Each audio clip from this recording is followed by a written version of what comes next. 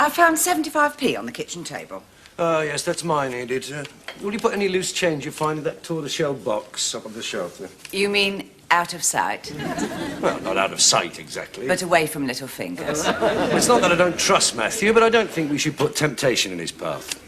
On the grounds that he seems totally unable to resist it. You don't have to tell me. Do you know he's eaten his way through a packet of jelly, a box of OXO cubes, and a set of plastic cake decorations since last week? Enid, why didn't you tell me this before? I didn't know before. He eats up from the bottom like a mouse. Did you say the tortoiseshell box? Yes, put it to the rest. Rest? There isn't any rest. It's empty. Well, there was almost £2 in there. Well, don't look at me. I've no plans to leave the country at the moment. Tell Matthew I want a word with him, would you?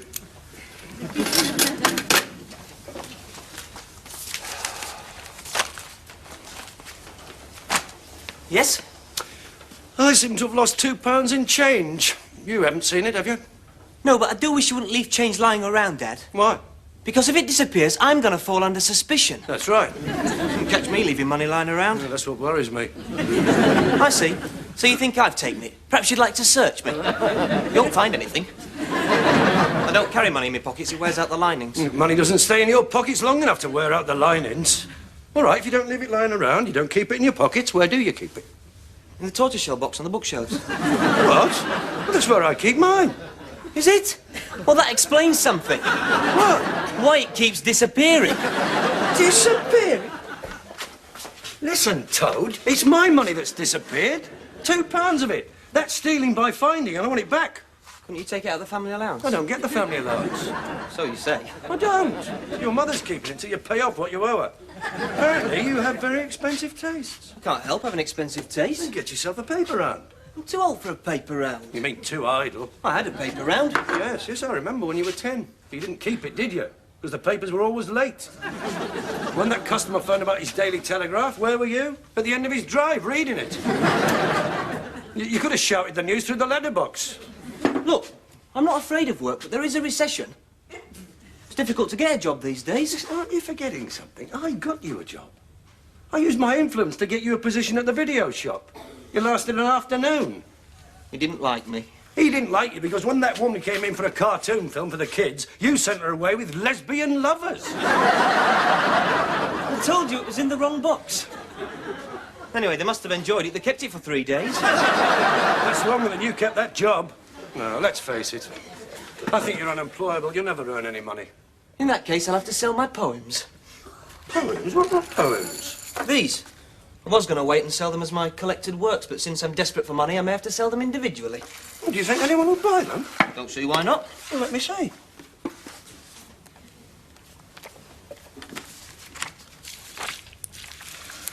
Watching for a reason, waiting for a cause. We need someone to follow when the leader falls. Not bad, is it? Well, at least it rhymes. Go on. Moving in to rip his flesh, tearing out his heart, removing all meaning. Blind hate means nothing at all. Right. Blind hate means nothing at all? Yep. Well, that's longer than the other lines, and it doesn't rhyme. That's intentional. Intentional? That line's being dragged behind like a bad leg. And what does it mean? Blind hate means nothing at all. Well, neither does this verse. No one's going to buy this rubbish. You don't like it? Well, it's hardly I wandered lonely as a cloud, is it? In fact, it confirms what I've always thought. What's that? You've got a sick mind. Now, if you'll excuse me, I do have a job to go to. Yeah?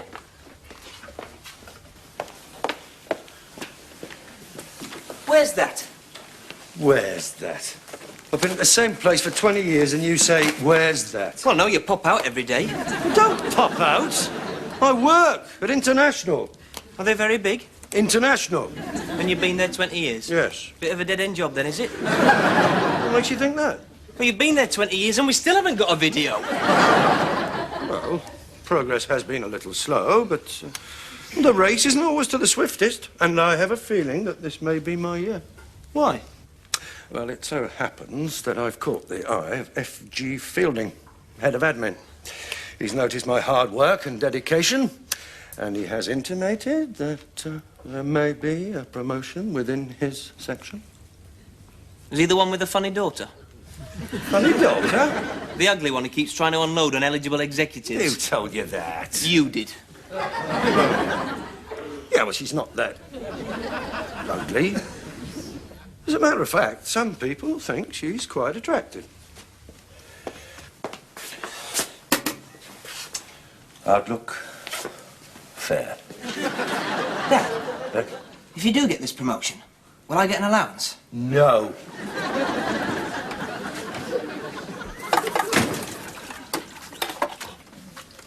Oh, I didn't expect you at this time.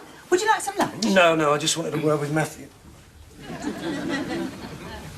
Where's the barometer? It's gone. Yes, I can see it's gone. Where is it? I'm not saying where it's gone or who's had it, but just watch my eyes.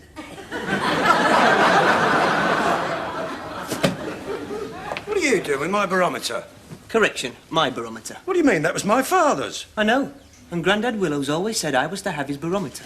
Well, when did he say that? On his deathbed. He put a trembling hand on mine and he said, Matthew, you're the firstborn of my firstborn, and I want you to have my barometer.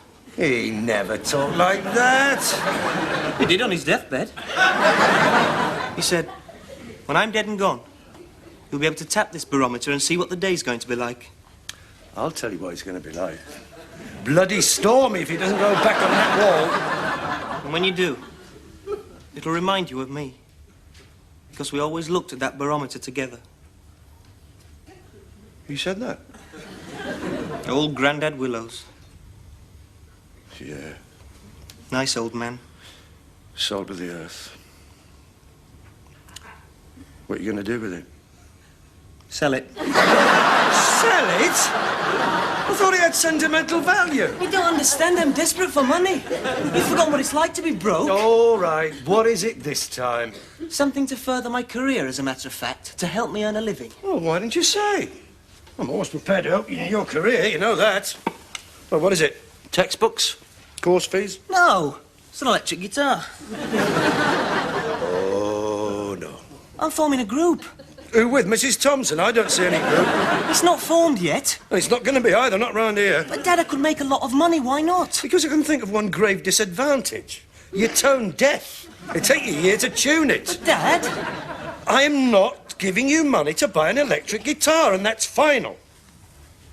All right, let me earn it. I'll clean the house. I'll hoover and dust. No. Why not? Anyone can do that. How much do you pay E.T.? $1.50 an hour. But we're in the second round of pay talks. I'll do it for £1, and I won't drop things. I see. Any fool can do my job, is that it? The fact that I work my fingers to the bone and never get a word of thanks? The fact that I arrive home drained of energy, looking like a piece of chewed string? That doesn't matter, does it? I'm just a woman. I don't count. Enid. Excuse me. I'm just going to run my wrists under the cold tap. Now you've done it. There's going to be tears in the semolina again. Get your coat. Where are we going? To the job centre.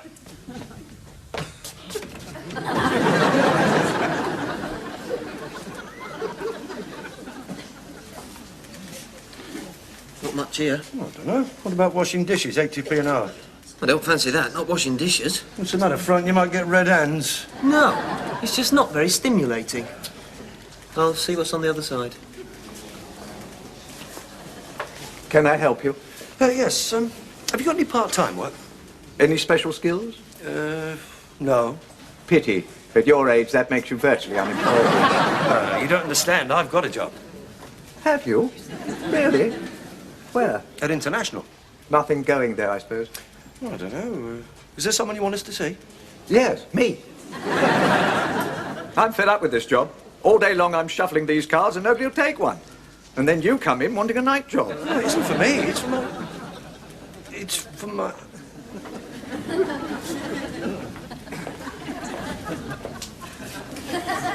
It's for him.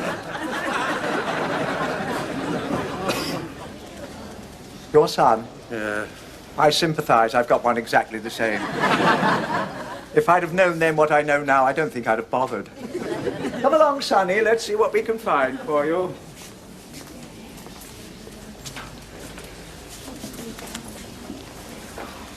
Ah, now here's one. Part-time poultry packer. No, No? I can't stand chicken.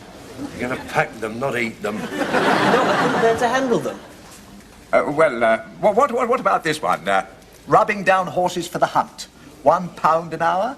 Nope, No? I'm against blood sports. Well then, what about this one?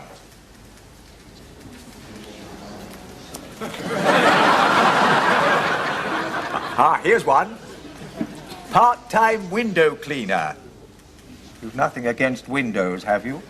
No, Oh, good. but I can't stand heights. Whenever I get up a ladder, I imagine I hear this voice saying, jump. What makes you think you imagine it? Wait a moment. Perhaps we're approaching this the wrong way. What would you like to do? What about something in advertising or travel? I've got the very job, advertising and travel. You wear a billboard and walk up and down the high street. Nothing to it. What would I be advertising? Kentucky Fried Chicken. Chicken. You do know there are over 3 million unemployed? Yeah, I know that. Yes.